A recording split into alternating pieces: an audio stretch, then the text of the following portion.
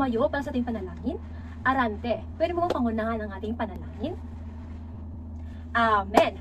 Bago kayo umupo, panatilihing malinis at maayos ang ating silid-aralan. Pakiayos inyong hanas inyong upuan at pulutin ang mga basura sa inyong ilalim ng inyong kinauupuan.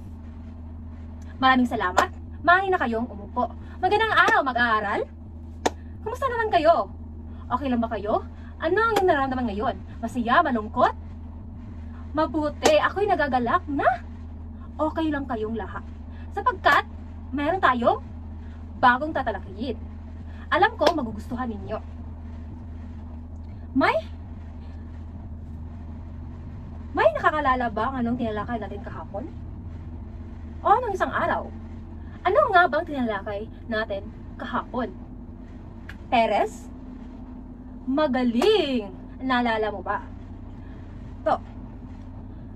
Ano ang unang pumapasok sa isip mo kapag narinig mo ang salitang heograpiya? Ano ang unang pumapasok sa isip mo kapag naririnig mo ang salitang heograpiya? Itaas ang iyong kamay kung may sagot kayo. Kulanag? Magaling! Alam kong may alam na kayo sa salitang heograpiya. Pagkat noong elementarya kayo, alam kong natalakay ninyo ang heograpiya. Ikadalawang tanong. Bakit kaya may mga rehiyon sa Pilipinas? Para saan ito? Bakit kaya may mga rehiyon sa Pilipinas? Para saan ito? Itaas lamang ang kamay kung sasagot. Angeles. Tama, mahusay.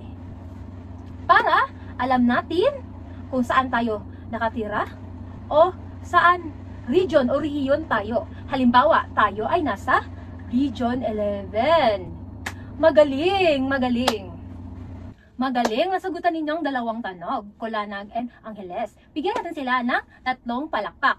1, 2, 3. Ngayon naman, may hinanda akong pagganyak. Ito ay tinatawag na hulaan ang emoji. Di ba alam niyo ang emoji? Ang panuto?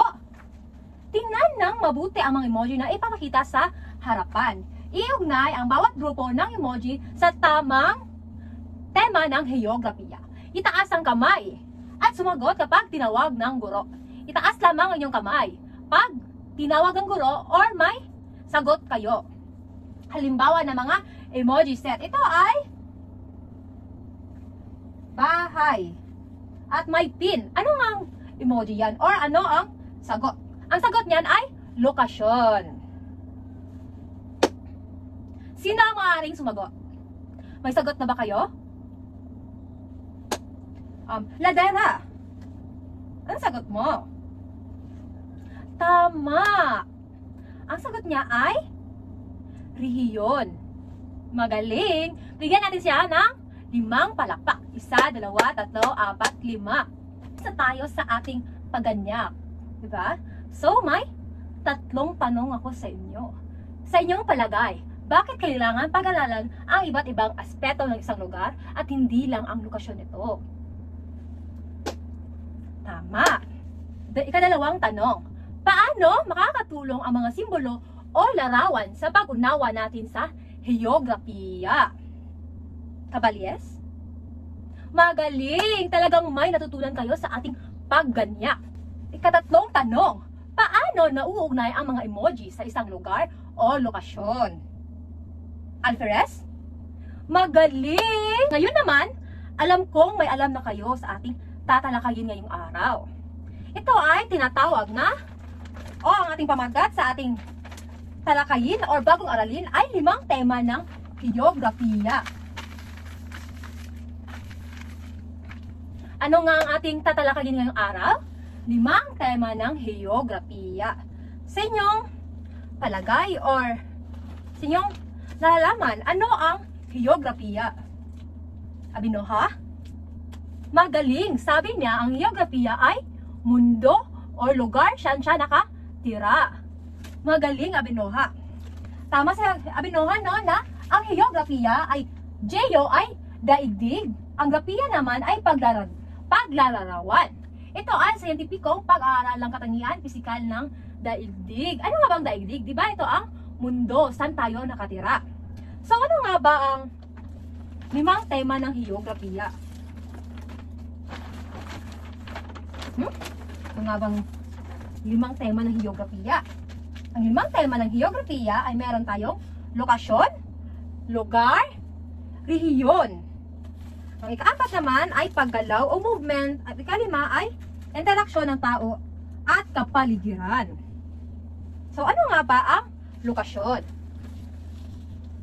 Ang lokasyon ay, ito ay tumutukoy sa kinatatayuan ng isang lugar. May 2 ng lokasyon. Ito ay relatibong lokasyon. Ano nga bang relatibong lokasyon? Ang relatibong lokasyon ay paglalarawan ng lokasyon batay sa mga katabing lugar. Halimbawa, ang Davao Central College ay katabi ng Unicare or pharmacy. Yan ang relatibong lokasyon. Ang isang uri naman ay absolute. Absolute. Tiyak na lokasyon gamit ang longitude at latitude.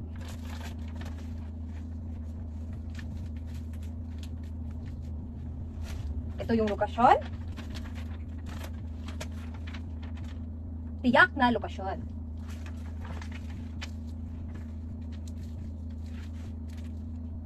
Naiintindihan ba ang lokasyon? Ano nga bang lokasyon?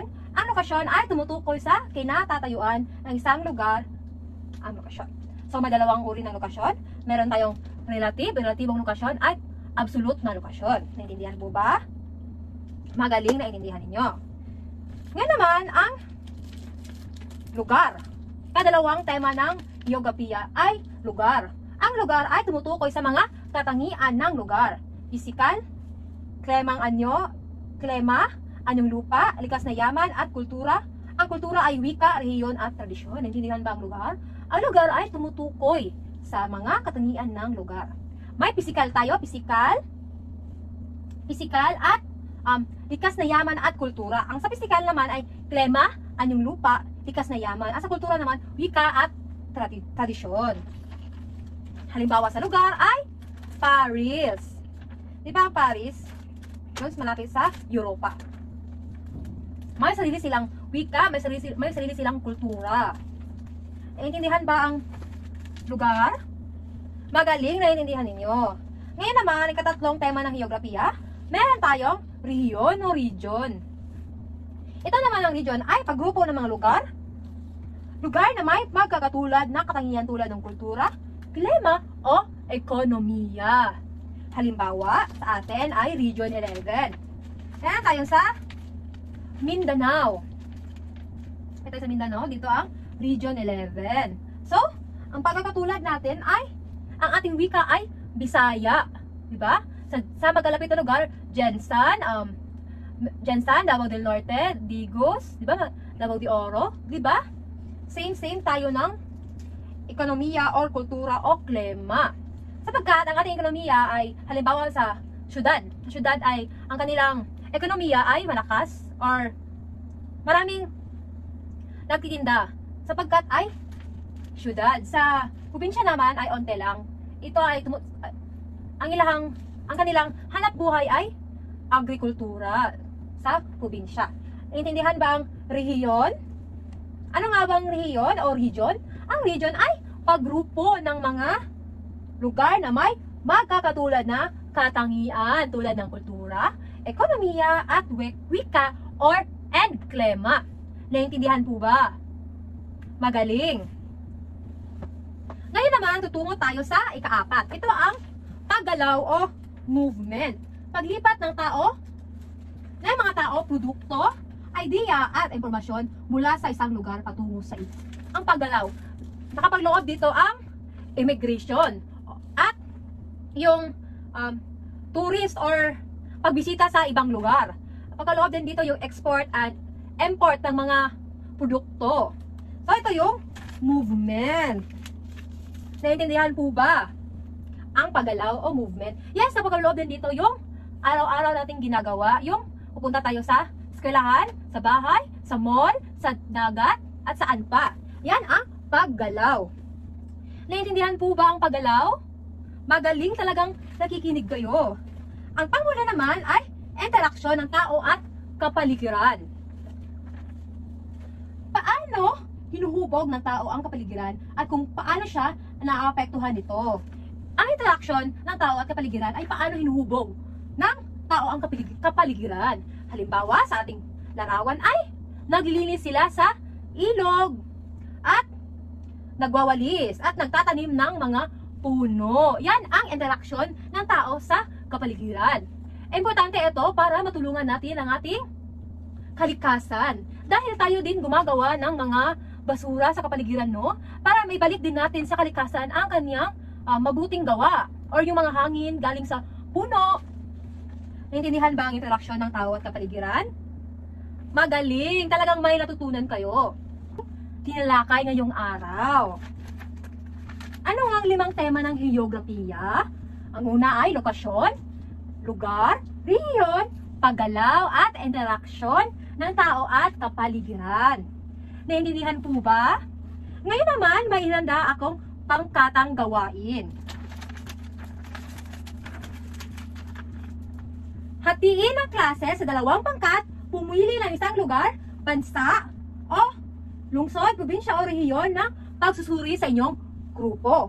Gumawa ng malaking graphic organizer sa bond paper. Ilagay ang 5 tema ng heograpiya at mabigay ng maikling paliwanag tig-isang halimbawa para sa bawat tema. Ayusin ang trabaho, siguraduhin malinis at malinaw at creative ang output. Ihanda ang iyong gawa para sa presentasyon ng klase. Bago niyan, bibilang muna kayo ng 1 at 2. 1, 2, 1, 2. Ngayon naman, pumunta kayo sa inyong grupo. Dito ang isang unang pangkat, dito naman ang dalawang pangkat.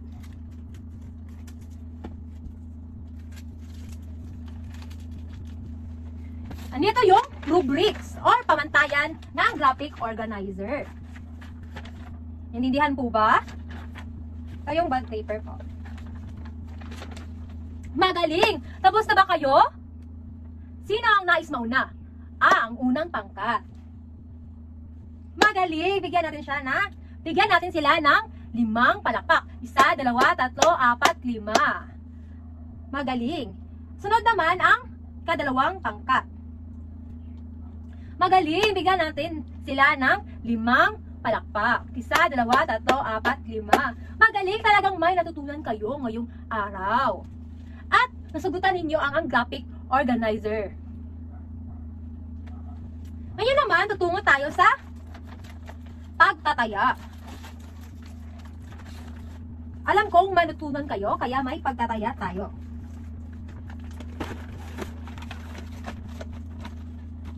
Pagtataya ng aralin. Kumuha ng 4 na papel. Panuto, piliin ang tamang sagot. Okay na ba? Ipasa sa harap ang papel.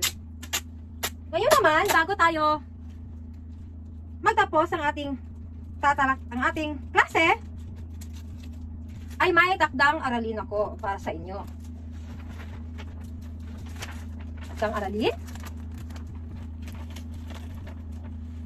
Babasahin ko ang panuto ng ating takdang aralin. Saliksikin ang sumusunod na tanong at isulat sa inyong kwaderno. Saan nga isulat? Sa inyong kwaderno. Unang tanong, ano ang wika? Kadalawang tanong, ano ang mga wikang umiiral sa daigdig? Maglista ng 10. Tatlong tanong, bakit mahalaga ang wika sa pagbuo ng sibilisasyon? Sibilisasyon. No, ngayon, may 3 tanong. Saliksikin ninyo. Naintindihan po ba? So, maaaring sumasagot sa ating silid aklatan o sa google.com. Ipasa ito sa Lunes, Nobyembre 24, ipasa. Naintindihan po ba? Kailan nga ipasa? Sa Lunes. Saan nga isulat? Sa kwaderno. Naintindihan po ba? Naintindihan po ba?